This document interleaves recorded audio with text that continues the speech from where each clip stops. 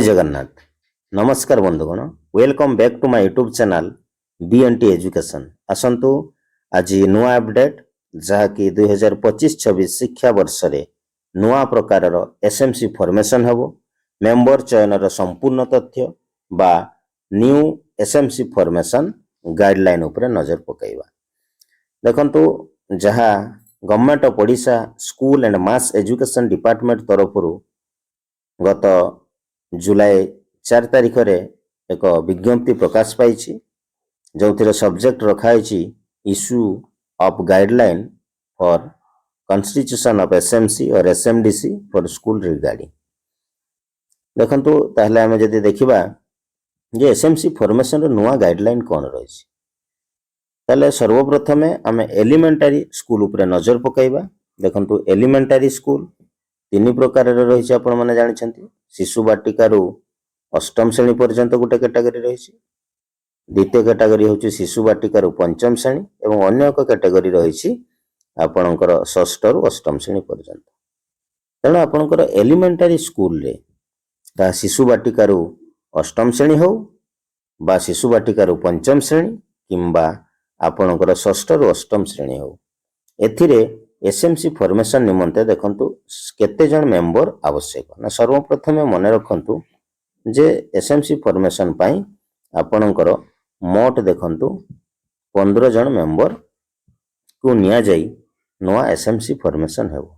एवं एथिरे शिक्षक शिक्षयित्री मानक पाई बहुत खुशी रो खबर दिया जाईची जहा कि चेयरपर्सन आपणकर निजे हेडमास्टर बा हेडमिस्ट्रेस किंबा इंचार्ज हेडमास्टर बा हेडमिस्ट्रेस आपणकर चेयरपर्सन रहिबे। एटा होची नुआ गाइडलाइन रो आपणकर नुआ नियम। ताले सर्वप्रथमे आपणकर चेयरपर्सन कथा आमे देखिलु। चेयरपर्सन किए रहिबे ना हेडमास्टर रहिबे निजे। देन 2 नंबर सीरियल रे जने टीचर आपणकर कोन हेबे ना मेंबर कन्वेनर रहिबे, अर्थात ये आवाहक रूप में काम करिवे। जो विद्यालय रे आपणकर 2 जन टीचर अछंती सेठारे जने टीचर आपणकर रहिगले चेयरपर्सन, अन्य जने टीचर आपणकर रहिले कन्वेनर मेंबर कन्वेनर। किंतु जोठारे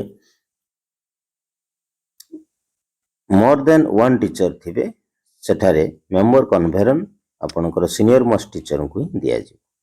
देन 3 नंबर सीरियल रे देखंतु सीरियल नंबर 3 रे आउ जने टीचर आपणकर कोन हेबे ना आउ जने टीचर आपणकर मेंबर हिसाब रे रहिबे। ताले 2 जन टीचर थिले एठारे अन्य जने टीचर तांकर नाहंती, त से क्षेत्र रे कोन करा जिवो वीडियो शेष रे मु आपनको सविशेष तथ्य प्रदान करी।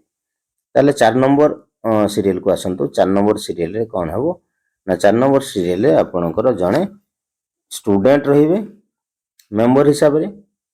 से आपणकर नॉमिनेटेड हेबे काहारू कोथिरू ना आपणकर स्कूल कैबिनेट नॉमिनेट हेबे। आउ जने स्टूडेंट रहिबे सी आपणकर इको क्लब रु नॉमिनेटेड हेबे सी मेंबर हिसाब। ताले आपणकर 3 जन टीचर 2 जन स्टूडेंट टोटल आपणकर 5 जन गले। ताले आउ रहिले आपणकर 10 जन। आउ 10 जन भितरु देखंतु आपणकर पेरेंट रहिछि 6 जन। देखंतु पेरेंट 1 2 3 4 5 6 जन पेरेंट रहिबे। ए 6 जन पेरेंट मध्यरु आमे 5 जन मेल, ए 6 जन पेरेंट मध्यरु आपणकर 3 जन मेल रहिबे आउ 3 जन फीमेल रहिबे, अर्थात 3 + 3 = 6।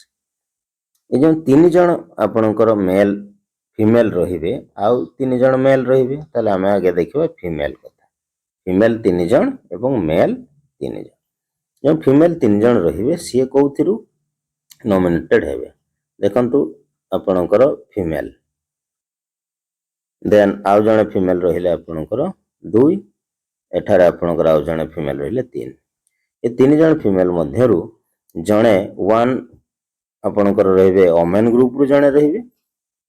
ओमेन ग्रुप रु जने रहिले आउ जने आपणकर रहिले एसटीएससी ग्रुप रु फीमेल रहिले आउ जने आपणकर फीमेल रहिबे कोन एजुकेशनली बैकवर्ड रु रहिबे। ତାହେଲେ ଜଣେ ST/SC ରୁ ଫିମେଲ ରହିବେ, ଜଣେ ଏଜୁକେସନାଲି ବ୍ୟାକୱାର୍ଡ ରୁ, ଆଉ ଜଣେ ଓମେନ ଗ୍ରୁପ ରୁ, 3 ଜଣ।